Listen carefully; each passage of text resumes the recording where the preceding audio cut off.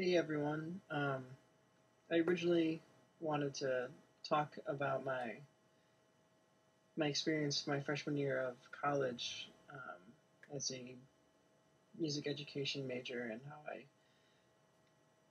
got involved with my band and how I met my group of friends there. But I guess it really wouldn't make a whole lot of sense unless I talked a little bit about my career as a musician. So really, that all started back in I would say about fifth grade when everybody was choosing instruments to play. And I really wanted to play the trumpet, but I had really bad asthma as a child. Um, so that kind of cut off band, and I couldn't do any of the band instruments. And so I still wanted to do something, um, which kind of just left the orchestra. And then I originally wanted to play the cello, and everyone told me that I'd get picked on, I'd get made fun of because it was so big, I'd have to carry it to school every day. So I decided on the violin, being the smallest one. That same year, I picked up the guitar too. I guess I kind of thought it would balance out the nerdiness of the violin if I could play the guitar too. And I really wanted to be in a band. I wanted to be the next Kurt Cobain or John Lennon. But so I picked up that too the same year. Um, so that's how I originally got started through school like that. Um, Freshman year of high school, I wasn't registered for choir or anything. At my high school, you didn't have to be in choir or art or anything like that. It was all elective, and I wasn't signed up for it. My best friend AJ, he wasn't signed up for it, um, but my sister had told me, and AJ told us both that if you were in choir, that there was a lot of girls, and they tended to like guys who could sing. So it was kind of an "I'll do it if you do it" sort of thing. If AJ would do it, I would sign up for it too. So freshman year, I joined choir. I was still doing orchestra, and I started a band in high school that never really went anywhere. But from then on, I was just kind of hooked with choir. My sophomore, junior, and senior years, I went to All-State for choir. Um, my senior year, I was the concert master of the orchestra. Um, I was involved in the top choir at school, madrigals. Um, and so really it just seemed like my talents were in music, and um, because of that, I figured that I had to make that my career. That we seem to in this country, if you're good at it, then that's what you're supposed to be doing. So I started applying to different colleges and focusing on schools with really good music programs. And my choir director in high school, he had gone to college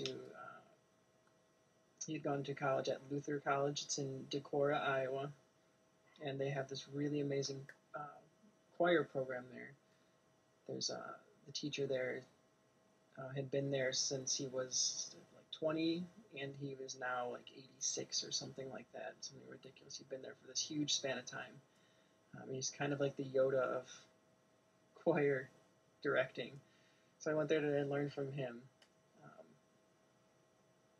I lived in the dorm my freshman year there, and being a musician, I did what any typical freshman guy does who knows how to play the guitar. I just kind of opened my door, sat there, and played the guitar, hoping someone would poke their head in and say, well, hello, introduce themselves, that sort of thing. And it was really a good thing that I did because I met a guy who lived just a couple doors down. His name was Zach, and he played the djembe, the African hand drum. And that's really where my band, my freshman year, took off. The two of us playing together, and then started from there. The two of us just playing together, and then there was another guy who lived a couple doors down, Danny, who played the guitar, who then started joining us, and then another guy who lived on the hall. His name was John. He played the harmonica, and so he was kind of joining in, and it was really cool experience, um, really cool atmosphere. How we kind of got together. It was just like, hey, we're jamming. Anybody who has an instrument, just kind of show up, and we'll all play together. And as time went on, it kind of died down. People were just less interested, but it was still just the four of us, me and Danny on the guitar, Zach on the djembe, the African hand drum, and John on the harmonica. And we decided this is something we really enjoy doing, so maybe we should actually make an effort at it. I had a song or two that I had already written. Danny was working on a song that he had written, and we knew a lot of the same bands, so we enjoyed playing a lot of covers of songs that are already established that we all enjoyed.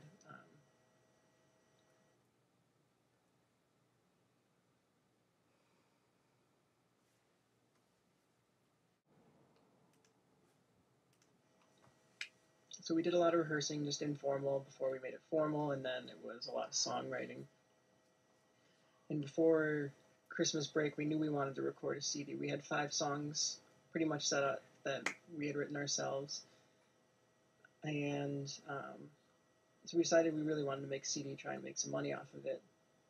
We had played a few gigs, played a bunch of different shows, and won some money winning open mic nights, things like that, where they had a prize.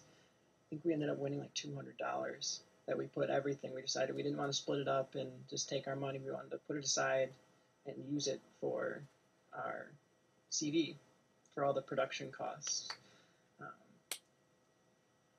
So we had the money, and we knew we wanted to do it. We just had to find a place to sit down and record. And we really didn't want to do like an informal recording session just at somebody's computer, and we really wanted it to be nice. So we went to the Luther College radio station. They had a studio in there.